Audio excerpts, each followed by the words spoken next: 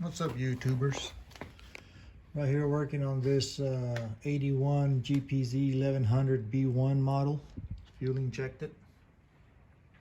Been sitting for several years, and it's a friend of mine's, and so I accepted the task here of getting it up and running again. And so, you know, just went through the first few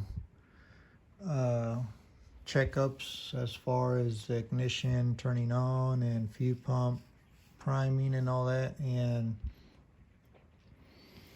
found out that the fuel pump works as it should. I tested individually, but when I would turn the ignition on, the pump would not prime itself, and when I went to start the or crank over the engine will not turn over with a push button. The starter relay here will not engage, and so that led me to doing some reading on the manual, following the electrical diagram, and found this relay here. It's a fuel injection relay. I'll get to this here in a little bit.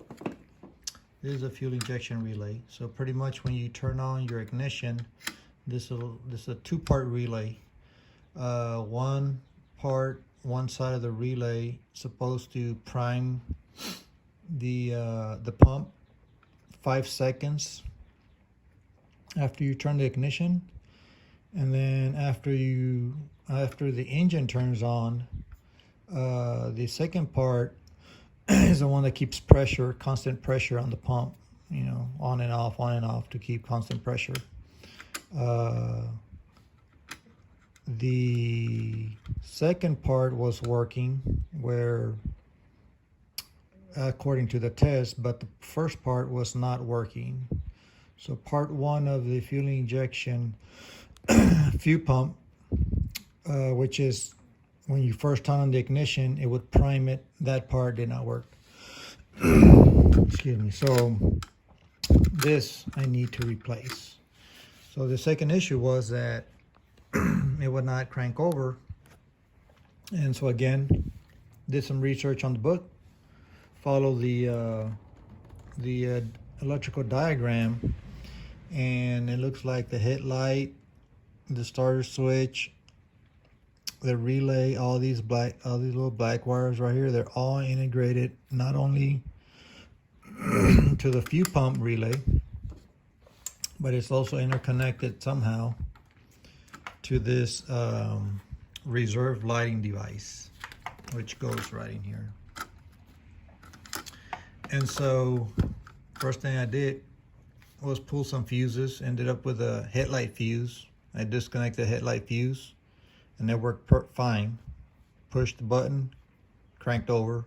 As soon as I would put that headlight fuse back on, the light would come on, and somehow it would interfere with the I'm thinking with the ground, this one here. It would interfere somehow, and it would not let it crank. And so doing a little bit more research and all that, came about that this device here is integrated with a fuel injection and the start.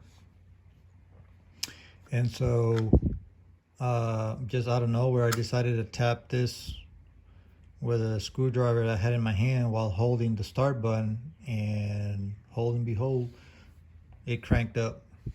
It started it up.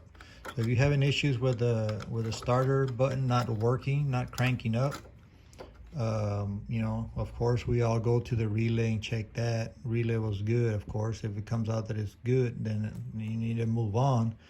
But usually, well, in my case, it was this reserve lighting device that probably from not being used was stuck. And hopefully, maybe after using a couple of times, tapping a couple of times, that will get back to normal operation. If not, I'll have to replace that. So if your fuel pump is not priming at the first time that you turn on your ignition, it should run for 5 seconds to prime your fuel injection line. And then once the motor is running, the ECU and all that tells this second part of the relay, and the pressure switch, fuel injection pressure switch, keeps communicating with the second part to keep constant pressure on and off, on and off. If you're having troubles again with your engine not cranking over, I would look into this device right here. Tap it, knock it around, and see if that will do. All right. Hopefully this will help somebody out.